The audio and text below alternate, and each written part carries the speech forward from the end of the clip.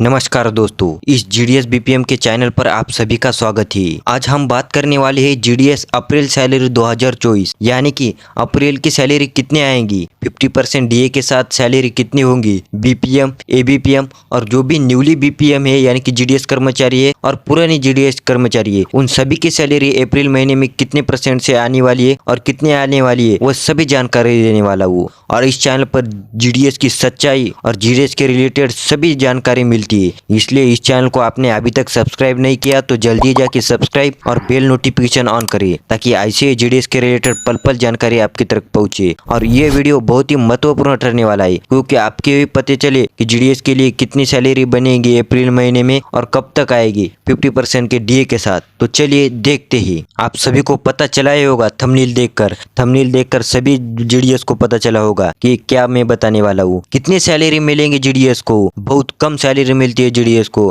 पर अब बढ़ रही है सैलरी। तो कितनी % से बढ़ी और पुरानी जीडीएस को कितने मिलेगी और न्यू जीडीएस को कितने मिलेंगे देखते हैं कि न्यूली जो भी बीपीएम और एबीपीएम यानी कि ज्वाइन हुए वाले उनको सैलरी कितनी मिलेगी। तो चलिए देखते हैं। सबसे पहले देखते हैं बीपीएम की सैलरी कितने आएगी अप्रैल महीने में।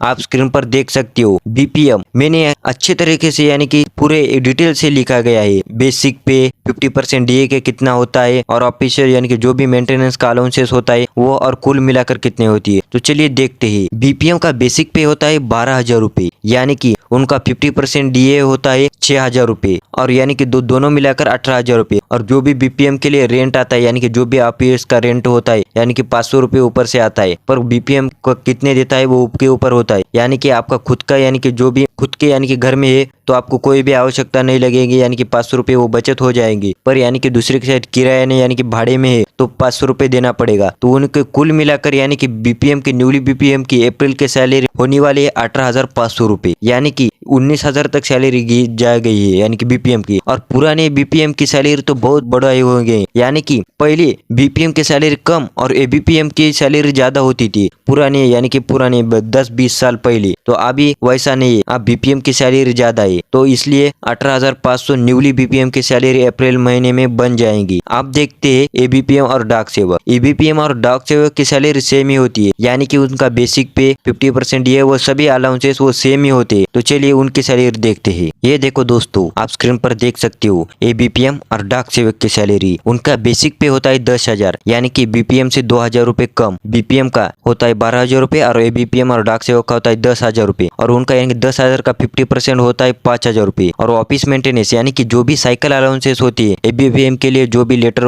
यानी कि पहुंचती करने के लिए 180 रुपीज मिलती है, यानी कि 180 रुपए। तो वो कुल मिलाकर हो रहे 15,180 रुपए, यानी कि 60,000 के नजदीक सैलरी जा गई है, यानी कि एबीपीएम और डाक सेवक की पहुंच गई है 50,000 के ऊपर। तो यह बड़ी खुशखबरी की बात है न्यूली जो भी ज्वाइन हो गए है एबीपीएम बीपीएम की। और पुरानी बीपीएम की बहुत उछाल होंगे यानी कि सैलरी में, क्योंकि पहले बीपीएम से ज्यादा एबीपीएम की सैलरी ज्यादा होती थी और पुरानी एबीपीएम की अभी सैलरी यानी कि लगभग 30,000 के नजदीक जाए होगी, यानी कि 25,000 के नजदीक जाए होगी। तो यह बड़ी खुशखबरी की बात है। तो साथियों, यह जानकारी आपने जीडीएस भाई के साथ जरूर शेयर करें और जो भी अभ्यर्थी जीडीएस में फॉर्म अप्लाई करना चाहते हैं तो इस चैनल को जरूर सब्सक्राइब करें, क्योंकि इस चैनल पर सबसे पहले नोटिफिकेशन आता है जो भी जीडीएस की वैकेंसी के रिलेटेड, सभी जीडीएस के जानकारी रिलेटेड। इसलिए इस चैनल को सब्सक्राइब और इस वीडियो को शेयर और लाइक करें। मिलते हैं आगे टॉपिक में, तब तक के लिए जय हिंद जय भारत।